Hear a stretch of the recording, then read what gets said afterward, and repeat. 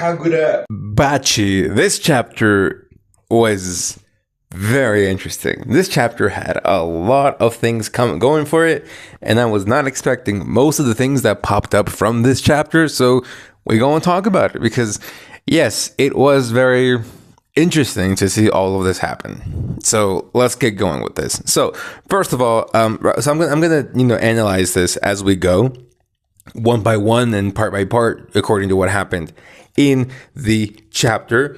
So first of all, we hear about Samura's true intentions, and even though at the moment I hate Samura, like the man has resolve, and his resolve is just absolutely out of this world. It seems like he truly cares for Chihiro, and he still went in for the kill.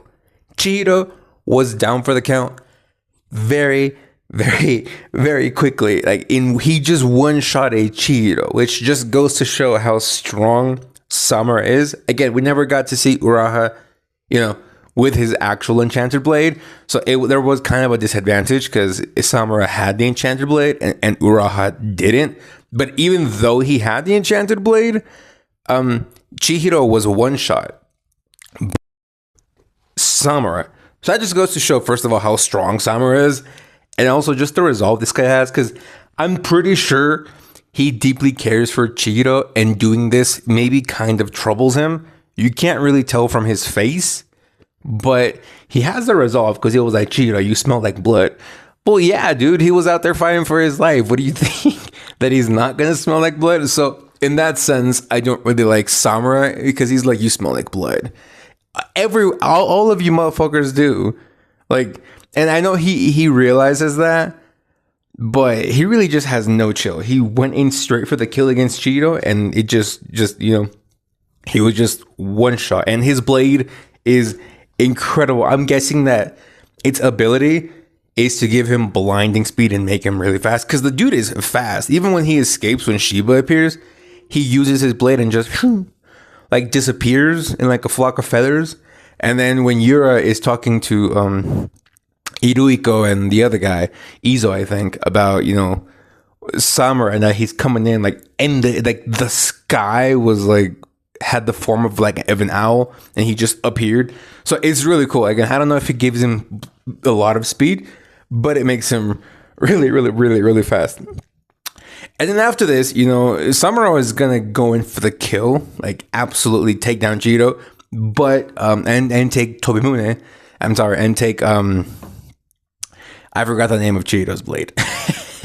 Well, to take his blade, but Shiba came in clutch and helped Chihiro, and Shiba finally makes an appearance. Shiba is finally here, and Samura tells Shiba that he hasn't told anything. He hasn't said anything to Chihiro about what transpired, about what happened, and he says that he admires the fact that he's not doing that, but it's kind of messed up that he didn't tell Chihiro.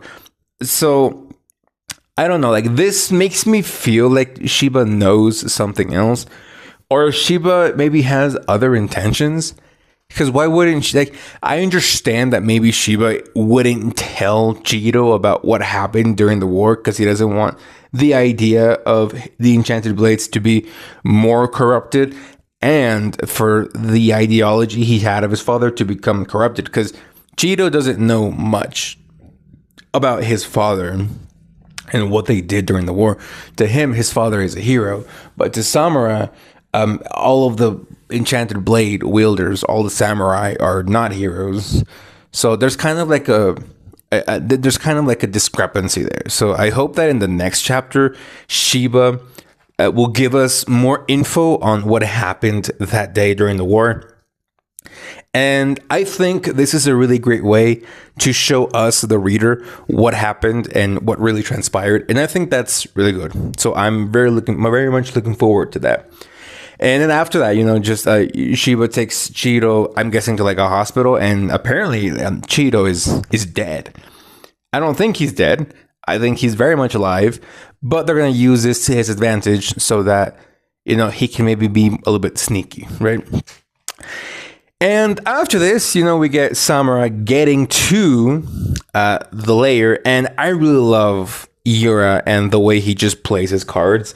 He's not working with Samura. He's simply using him to get to the wielders and get the blades.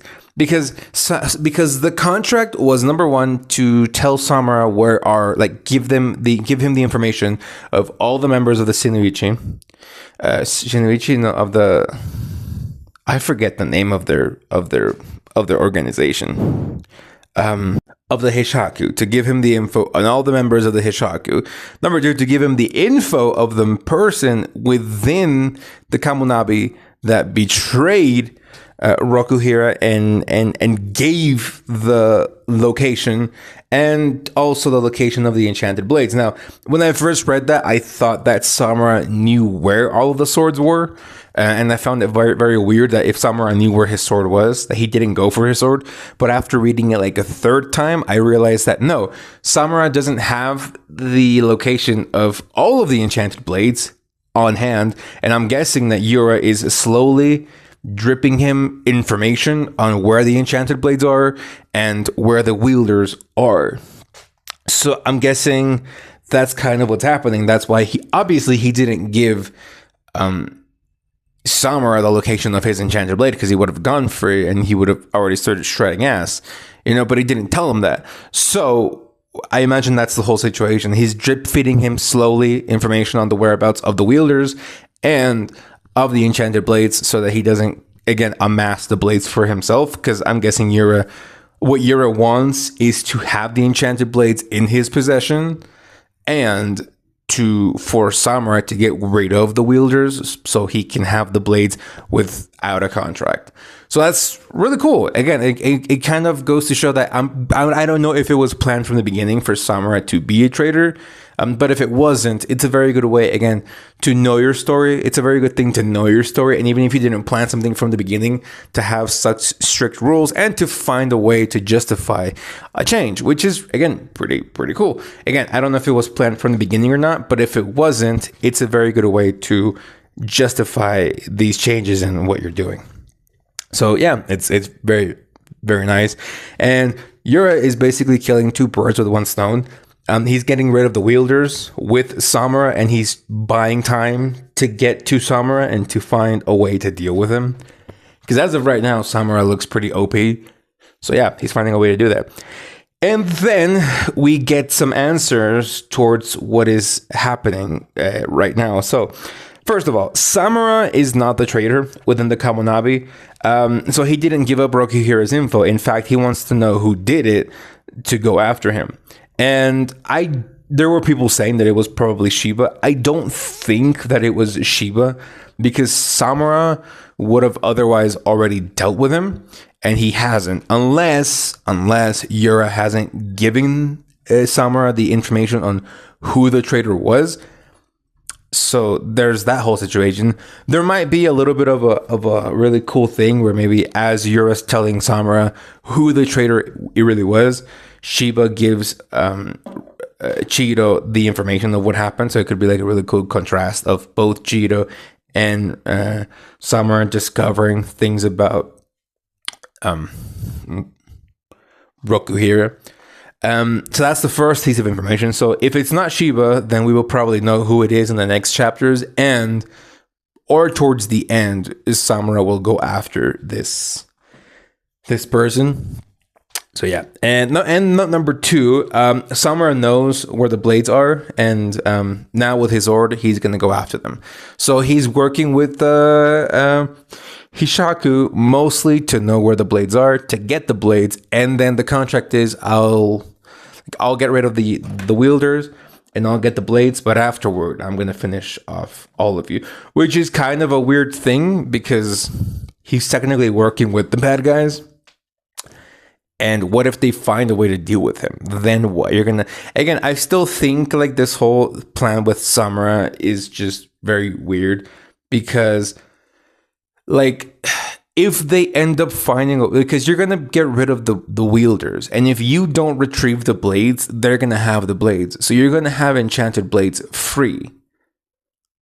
So if they have enchanted blades free, and they have the enchanted blades, you're going to have to go on another hunt for the new enchanted blade wielders. And if they retrieve it, and it's going to be an endless cycle. So I think it would have been much better to just on your own, like, work alongside Chihiro and like the rest of the gang, get the blades, and once you have the blades, just attack everybody else. But that's kind of like that, not the case here. Samura, I guess, trusts these bad guys more than he trusts the Kamonabi, and he wants them to get the blades, and then afterward he's going to kill them. Which I find it strange that Yura would gamble this much, but I'm guessing he's find a way to deal with Samura so that thanks to Samura, they will get rid of the wielders, they will get the blades, and find a way to deal with Samura. So it's a little bit of a gray situation there, right? And finally, the thing that I enjoy about this chapter is that we have the situation where Chihiro is definitely not dead, but they are going to use this info to their advantage. So I imagine we're going to get like an arc where Chihiro finds out the truth about what happened in the war. Maybe a flashback arc would be really cool, very refreshing, towards what happened during the war. And maybe we'll even get a training arc for Chihiro because he got one shot by Samura. So there is absolutely no way that he's going to be able to fight against Samura. So I'm guessing, I don't know if this makes Samura a final boss or a pre-final boss.